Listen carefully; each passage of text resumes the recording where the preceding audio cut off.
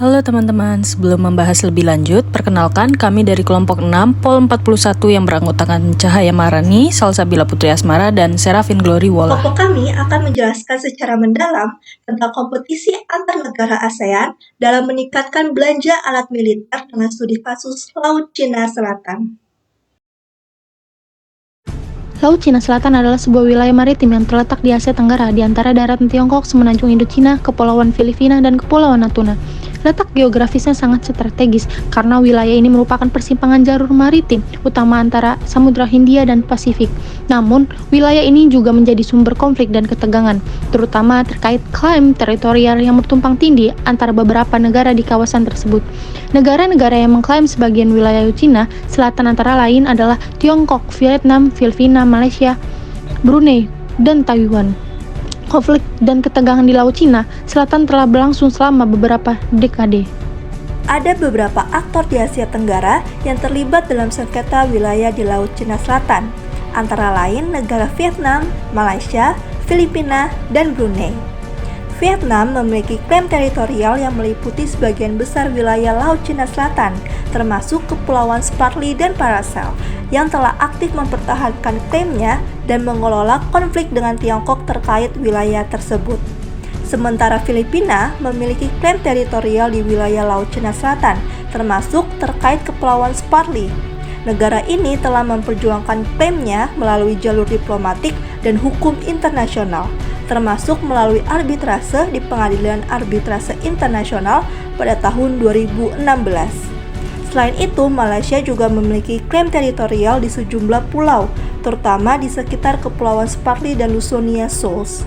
Dan terakhir, Brunei memiliki klaim teritorial yang lebih kecil, terutama terkait dengan zona ekonomi eksklusif di sekitar Kepulauan Spratly. Namun, ada 3 aktor utama dari sengketa wilayah di Laut Cina Selatan. Yang pertama ada Vietnam. Negara ini memiliki klaim teritorial yang luas di daerah tersebut, termasuk Kepulauan Spratly dan Paracel. Klaim ini dianggap sebagai bagian integral dari kedaulatan nasional Vietnam.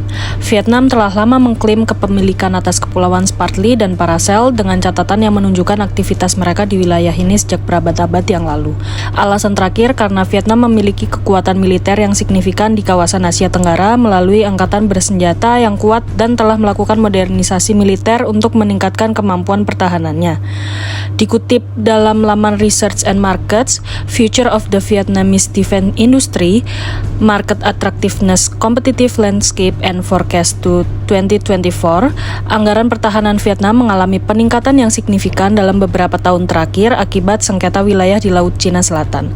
Pada tahun 2024, pengeluaran pertahanan Vietnam diperkirakan sekitar 7,9 miliar US dollar, naik dari 5,5 miliar US dollar pada tahun 2020. Sebagian besar anggaran ini dialokasikan untuk pengadaan peralatan militer canggih seperti pesawat tempur, kapal perang, dan sistem pengawasan.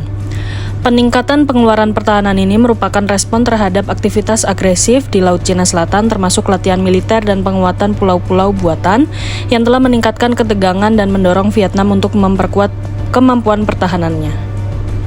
Aktor utama yang kedua yaitu Filipina. Secara geografis, Filipina mengklaim sebagian besar Kepulauan Spratly yang juga diklaim oleh aktor-aktor lain. Selain itu, Filipina mengklaim hak-hak maritim atas wilayah dalam zona ekonomi eksklusif Z-nya, termasuk perairan di sekitar Scarborough Shoal dan Ayungin Shoal. Selain itu, ancaman militer dari aktivitas Cina, termasuk pembangunan pulau buatan dan pemasangan instalasi militer, dipandang sebagai ancaman langsung terhadap kedaulatan Filipina. Menurut ABS-CBN News, pada tahun 2024, Filipina telah mengalokasikan anggaran pertahanan yang signifikan untuk melindungi wilayahnya, terutama terkait dengan ketegangan di Laut Cina Selatan. Anggaran pertahanan tahun 2024 mencapai 282,7 miliar peso atau sekitar 5 miliar US dollar, meningkat sebesar 21,6% dari anggaran tahun sebelumnya yang sebesar 203,4 miliar peso. Peningkatan anggaran ini merupakan bagian dari rencana modernisasi militer yang lebih luas, yaitu inisiatif Re-Horizon 3 dengan total nilai mencapai 35 miliar US dollar atau sekitar 2 triliun peso selama 10 tahun ke depan. Fokus dari rencana ini adalah untuk memperkuat kemampuan pertahanan udara dan laut Filipina, termasuk pembelian kapal patroli dan korvet misil. Dan aktor utama yang terakhir adalah Malaysia. karena Malaysia memiliki sumber daya ekonomi yang lebih besar dibandingkan dengan negara-negara tetangganya. Malaysia memiliki kemampuan finansial untuk mengalokasikan anggaran besar dalam pembelian alat militer dan modernisasi angkatan bersenjata. Menurut Defense Security Asia, anggaran pertahanan militer Malaysia untuk tahun 2024 adalah sebesar 19,7 miliar ringgit Malaysia atau sekitar 4,37 miliar US dollar. Dana ini digunakan untuk pengadaan aset baru dan peningkatan kesejahteraan personel militer. Malaysia merupakan salah satu negara ASEAN yang terus meningkatkan anggaran pertahanannya yang mencerminkan kompetisi belanja militer di kawasan tersebut. Kompetisi ini terutama dipicu oleh ketegangan yang meningkat di Laut Cina Selatan, di mana beberapa negara ASEAN seperti Vietnam dan Filipina juga meningkatkan anggaran pertahanan mereka untuk memperkuat klaim dan keamanan maritim mereka. Selanjutnya ada 3 tantangan yang perlu dihadapi oleh aktor utama. Yang pertama adalah tantangan diplomatik dalam menangani konflik Laut Cina Selatan. Yang kedua, tantangan keamanan. Hal ini karena pembangunan infrastruktur militer oleh Tiongkok di Laut Cina Selatan telah menciptakan kekhawatiran akan peningkatan ketegangan dan potensi konflik militer di kawasan tersebut, yang mengharuskan negara-negara ASEAN meningkatkan kemampuan pertahanan mereka. Dan ketiga, tantangan ekonomi dan sosial yang signifikan bagi para aktor utama, termasuk Vietnam, Filipina, dan Malaysia. Gangguan terhadap jalur perdagangan dan komunikasi maritim di kawasan tersebut dapat menghambat pertumbuhan ekonomi dan mengganggu stabilitas sosial di negara-negara ASEAN. Adapun dalam menghadapi masalah yang dijelaskan, para aktor utama yang terlibat dalam konflik Laut Cina Selatan memiliki beberapa strategi yang dapat dilakukan.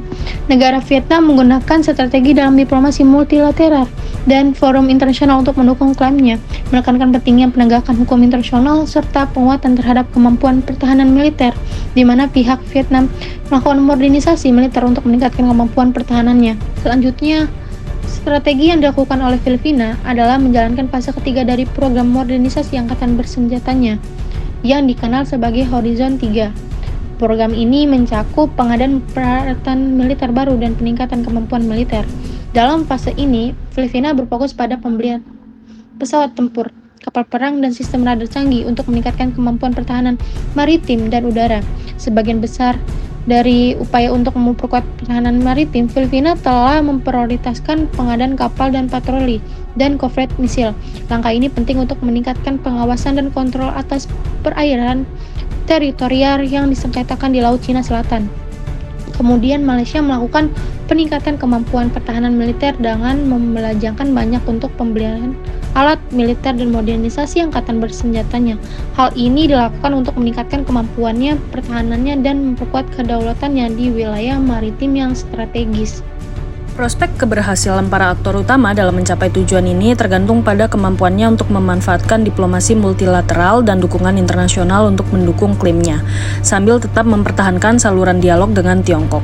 Selain itu, mereka juga perlu meningkatkan kemampuan pertahanannya untuk menghadapi ancaman potensial dari Tiongkok.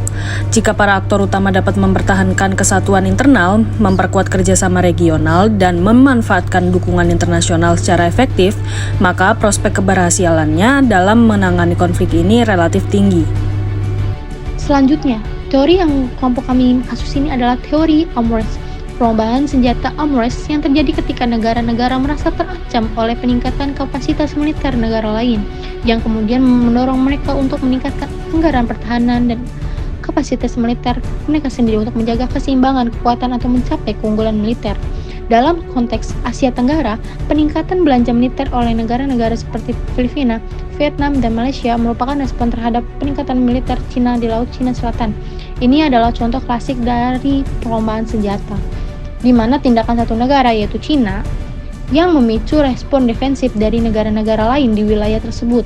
Strategi yang digunakan termasuk peningkatan anggaran pertahanan, modernisasi militer, dan peningkatan kerjasama internasional untuk menyeimbangkan kekuatan dan menjaga keamanan regional.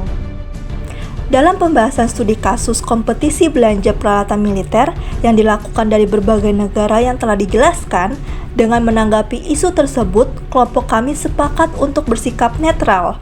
Karena kami mengakui bahwa setiap negara memiliki hak dan kebutuhan untuk mempertahankan kedaulatan dan keamanan nasionalnya. Namun, Penting juga untuk memastikan pengeluaran tersebut tidak disalahgunakan atau digunakan untuk tujuan yang merugikan, melainkan untuk menjaga stabilitas regional dan mendukung perdamaian yang berkelanjutan.